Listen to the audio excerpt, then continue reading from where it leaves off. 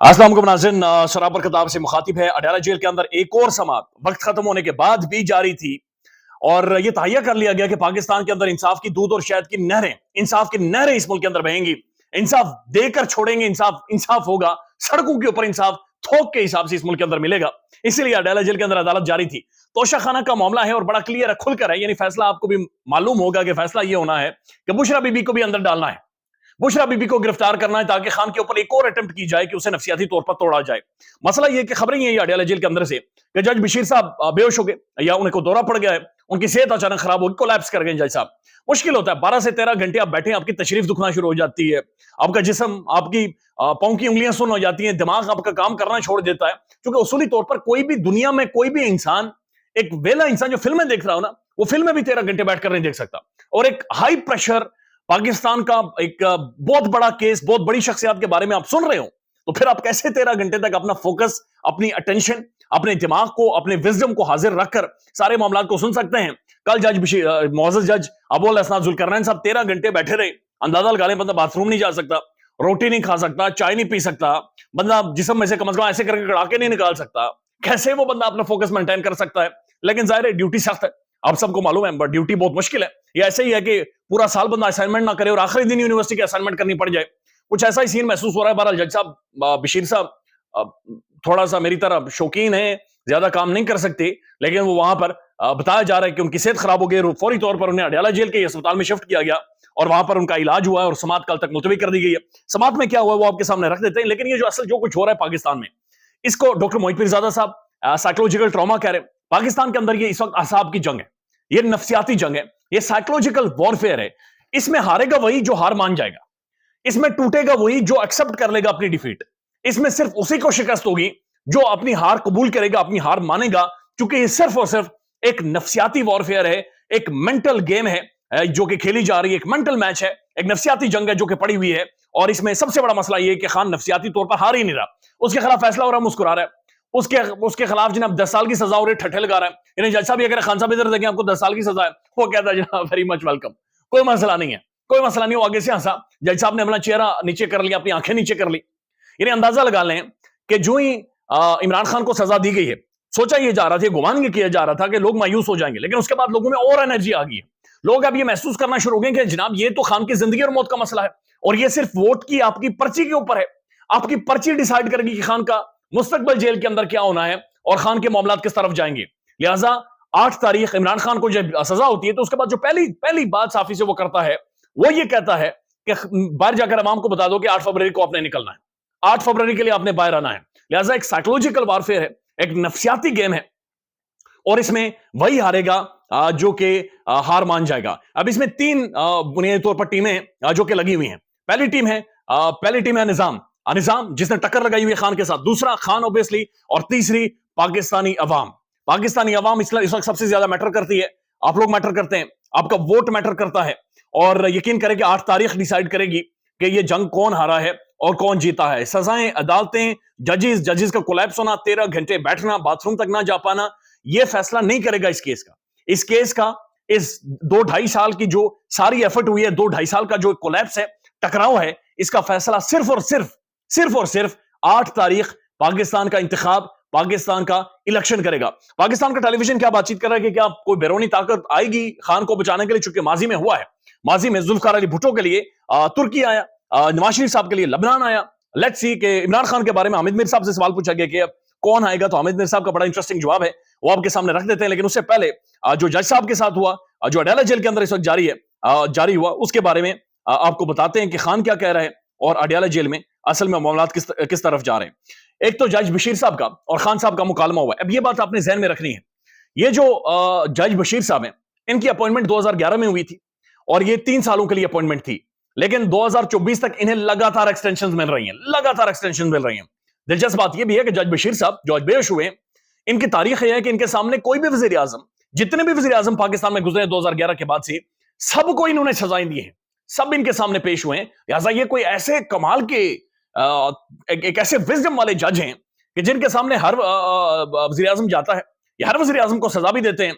इनकी जो मुद्दत मुलाजमत है वो भी नहीं खत्म होती, और अभी इन्होंने रिटायरमेंट ले ली थी, मेडिकल लीव पर चले गए थे, लेकिन जाहिर है वापिस आना पड़ता है। بڑا مشکل ہوتا ہے. وہ کہتے ہیں نا کہ جب گاجریں کھا لیں تو پھر دینا بھی پڑتا ہے نا کچھ.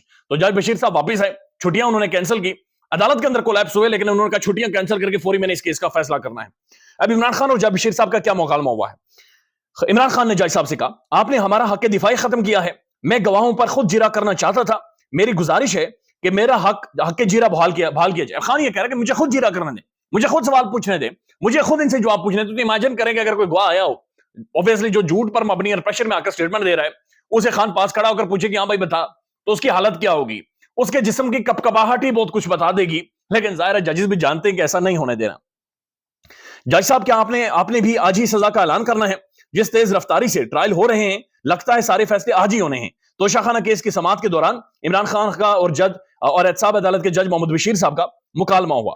ہمارے پاس توشہ خانہ طائف کی اصل قیمت آئی ہے, میں نے اس لیے جرا کرنی تھی تاکہ جھوٹے گواہوں کو ایکسپوز کر سکتا. آپ نے جلدی میں سب کچھ کیا, مجھے موقع ملنا چاہیے تھا کہ اپنا دفاع کر سکوں. میرے خلاف جھوٹے گواہوں کو پیش کیا گیا ہے. سابق وزیر اعظم پر الزام لگایا گیا کہ اس نے آفس بوائی کے ذریعے اربوں کی کرپشن کی ہے. عمران خان کا جج سے مکالمہ. جنرل ریٹائرڈ قمر جاوید باجوہ, یعنی خان نے آج تمام تر چیزیں بتا دی ہیں. اور آج ایک بات بڑی واضح ہو گئی ہے کہ آج کی سماعت اگر آپ ڈیٹیل میں سنیں اور رات کو دوبارہ سے سنیں, سونے سے پہلے پھر سنیں, صبح اٹھ کر سنیں, آپ کو محسوس ہوگا کہ پاکستان کا وزیر اعظم کس قدر کمزور ہوتا ہے, پاکستان کا وزیر اعظم کس قدر مجبور ہوتا ہے. چاہے کوئی بھی ہو, کوئی بھی وزیر اعظم ہو, یہ کس قدر کمزور اور کس قدر بیچارہ مجبور اور باندھا گیا ہوتا ہے. یہ کیسے پالیسیز بنائے, یہ کیسے ملک چلائے, یہ کیسے ٹینشن کا شکار نہ ہو, یہ کیسے کولیپس اس کی حکومت نہ کرے. یعنی اتنا مجبور وزیر اعظم دنیا بھر میں کہیں بھی ہوتا ہے, عوام کا منتخب نمائندہ اتنا مجبور ہوتا ہے. اب یہ سنتے جائیے گا خان کیا کہہ رہا ہے. خان کہہ رہا ہے جنرل ریٹائرڈ قمر جاوید باجوہ نے میری حکومت کے خلاف سازش ایکسٹینشن لینے کے لیے کی. باجوہ چاہتا تھا کہ نومبر میں اس کو ایک اور ایکسٹینشن مل جائے. شہباز شریف نے باجوہ کو ایکسٹینشن کی یقین دہانی کروائی, تاہم آخر میں نواز شریف نے باجوہ کا پتہ کاٹ دیا. عمران خان کا ڈان نیوز کے رپورٹر عمر برنی کے سوال کا جواب. شیخ رشید کا سنا ہے کہ وہ بستر سے باہر نہیں نکلتا.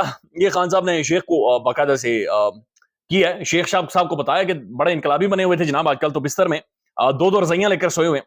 جو مشکل میں کھڑا رہتا ہے وہی اصل وفادار ہے. شاہ محمود قریشی جس طرح کھڑا رہا ہے اس کو خراج تحسین پیش کرتا ہوں. چودھری پرویز الہی کو مان گیا ہوں. عمران خان کا صحافیوں سے غیر رسمی مکالمہ.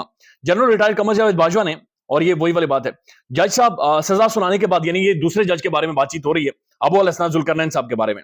جج صاحب سزا سنانے کے بعد ایسے بھاگے کہ اگر 100 میٹر کے ریس میں بھاگتے تو جیت جاتے. ان کو اولمپکس میں ہونا چاہیے تھا. وزیر اعظم ہاؤس سے سائفر کس طرح چوری ہوا؟ اب یہ اہم ترین سوال ہے کہ عمران خان سے جو سائفر گم ہوا ہے وہ کس طرح سے گم ہوا. خان یہ کہتا ہے کہ وزیر اعظم ہاؤس سے سائفر کیسے گم ہوا. صافی کا سوال. مجھے ایک اے ڈی سی پر شک ہے جس نے سائفر چوری کیا ہے. اب یہ اے ڈی سی کون ہوتا ہے؟ وزیر اعظم کے پیچھے 3 شخصیات کھڑی ہوتی ہیں, 3 اہم ترین اداروں سے ہوتی ہیں, اور پھر ظاہر پرائم منسٹر کے جو ریکارڈ ہوتا ہے ان سے جو ایکسس ہوتی ہے, ایک تو پرنسپل سیکرٹری کی ہوتی ہے, ایک ملٹری سیکرٹری کی ہوتی ہے, اور ان لوگوں کی ہوتی ہے. ان میں سے ایک کے بارے میں عمران خان صاحب یہ کہہ رہے ہیں کہ مجھے ایک اے ڈی سی پر شک ہے کہ جس نے سائفر چوری کیا ہے. اے ڈی سی کا نام بتانا پسند کریں گے؟ صافی کا سوال. اے ڈی سی سے میں 3 لوگوں پر شک ہے, نام اس لیے نہیں لوں گا کیونکہ صرف شک تھا. سائفر کیس کی انکوائری پر جب جنرل طارق پیچھے ہٹ گیا تو سب کو پتا چل گیا کہ اس کے پیچھے کون ہے. ڈونلڈ لو کہہ رہا ہے وزیر اعظم کو ہٹاؤ, اس میں ثبوت کی کیا ضرورت ہے. جج صاحب سزا سنانے کے بعد وہ کہتے ہیں بھاگے, اور خان صاحب نے پھر یہ کہا کہ کس طرح سے سائفر وزیر اعظم ہاؤس سے چوری ہوا ہے. اب یہ جو توشہ خانہ والا معاملہ ہے جس میں بشرا بی بی کو گرفتار کرنا ہے, اور آج باقاعدہ سے یہ خبریں بھی آنا شروع ہو گئی. ثاقب بشیر صاحب نے بھی ٹویٹ کیا کہ ایسا محسوس ہو رہا ہے کہ بشرا بی بی کو اڈیالہ جیل کے اندر سے ہی گرفتار کر لیا جائے گا. توشہ خانہ یہ معاملہ صرف اور صرف اس لیے چلایا جا رہا ہے تاکہ بشرا بی بی کو بھی گرفتار کیا جائے اور خان کے گرد شکنجہ اور زیادہ سخت کیا جائے. آپ کو یہ یاد ہونا چاہیے کہ توشہ خانہ کے قواعد و ضوابط کے مطابق آپ بی ایم ڈبلیو گاڑیاں نہیں لے سکتے, لیکن obviously نواز شریف صاحب نے وہ گاڑی لی, زرداری صاحب نے بھی گاڑی لی, لیکن ان کے بارے میں کچھ نہیں پوچھ گچھ ہوئی. بلکہ منصور صاحب نے سوال کیا تھا مریم صاحبہ سے تو انہوں نے وہ چلی کلی بن گئی تھی کہ مجھے پتہ ہی نہیں ہے, مجھے تو سمجھ نہیں آ رہی کہ کیا ہوا ہے کیا نہیں ہوا. خان نے کہا کہ میری بیوی کا اس کیس سے کوئی تعلق نہیں ہے, اس کو ذلیل کیا جا رہا ہے. میری بیوی کو توشہ خانہ کیس میں زبردستی گھسیٹا گیا ہے. میں بار بار کہہ رہا ہوں میری بیوی کا اس کیس سے کوئی تعلق نہیں ہے. عمران خان کا جج محمد بشیر سے مکالمہ. جنرل فیض کو جب D G I S I کے عہدے سے ہٹایا گیا تو ان سب کی نے مٹھائیاں بانٹی ہیں, مبارکبادیں دی ہیں. یہ صحافی سے عمران خان صاحب نے گفتگو کی ہے. لیکن بہرحال توشہ خانہ ایک لمبا ٹرائل جیل کے اندر چلایا جا رہا ہے, اور مقصد یہ ہے کہ بشرا بی بی کو گرفتار کیا جائے اور بشرا بی بی کے ذریعے ہی عمران خان کے اوپر پریشر ڈالنے کی کوشش کی جائے. اب حامد میر صاحب سے یہ باقاعدہ سے سوال ہے اور پاکستان کے اندر ڈیبیٹ شروع کی گئی ہے, چونکہ اگر آپ ان سب کے چہرے دیکھیں تو مسکرا نہیں رہے. یعنی خان کو سزا ہوئی ہے لیکن مسکراہٹ کسی کے چہرے پر نہیں ہے. سب کے چہرے بجھے ہوئے ہیں. وہ کہتے ہیں نا، ایک شعر یاد آتا ہے، وہ کہتے ہیں کہ تمہارا ہی شہر ہے، تم ہی قاتل، تم ہی مدعی اور تم ہی منصف. ہمیں معلوم تھا کہ قصور ہمارا ہی نکلے گا، سب کو معلوم ہے، پتا تھا کہ قصور خان کا ہی نکلے گا. حامد میر صاحب سے یہ سوال ہوا کہ کیا آپ سمجھتے ہیں کہ عمران خان اب ملک سے باہر چلا جائے گا، یا خان کو ڈیل کر لے گا، یا کوئی انٹرنیشنل پاورز خان کے پیچھے آئیں گی؟ حامد میر صاحب نے کہا کہ میری انفارمیشن کے مطابق عمران خان کو ابھی تک یہ آفر نہیں کی گئی، لیکن یہ کبھی بھی آفر ہوئی تو جتنا میں عمران خان کو جانتا ہوں وہ کسی بھی طور پر یہ آفر قبول نہیں کرے گا. ماضی میں ترکی آیا تھا ذوالفقار علی بھٹو کے پیچھے، اور لبنان کے جو اتھارٹیز ہیں وہ آئی نواز شریف کے پیچھے. ذوالفقار علی بھٹو ظاہر ہے انہوں نے منع کر دیا، اور لبنان میاں نواز شریف صاحب ڈیل ماسٹرز، وہ تو ظاہر ڈیل کے لیے تیار رہتے ہیں، وہ تو طوطے اڑاتے کوے اڑاتے رہتے ہیں، کوئی آئے ڈیل کرے اور مجھے کسی طرح سے کھسکائے. ادھر بھی پھکی دے کر گئے تھے کہ میری صحت خراب ہے، میری دماغ تک آکسیجن نہیں جا رہا، ہارٹ ریٹ میرا تیز ہوتا ہے تو پھر نیچے ہی نہیں آتا، اوپر ہی چلی جاتا ہے، لیکن بعد میں پکوڑے چھکتے ہوئے بھی آپ نے انہیں دیکھا ہے. تو حامد میر صاحب یہ کہہ رہے کہ خان کو ایسی کوئی بھی ڈیل آفر ہوئی یا کوئی انٹرنیشنل پاور بولی، اس کے باوجود بھی خان ملک سے باہر نہیں جا گیا، لیکن کوئی بھی انٹرنیشنل پاور نہیں بولے گی، چونکہ بین الاقوامی اسٹیبلشمنٹ کے مفاد میں عمران خان نہیں ہے. خیال رکھیے گا اپنا. اللہ حافظ.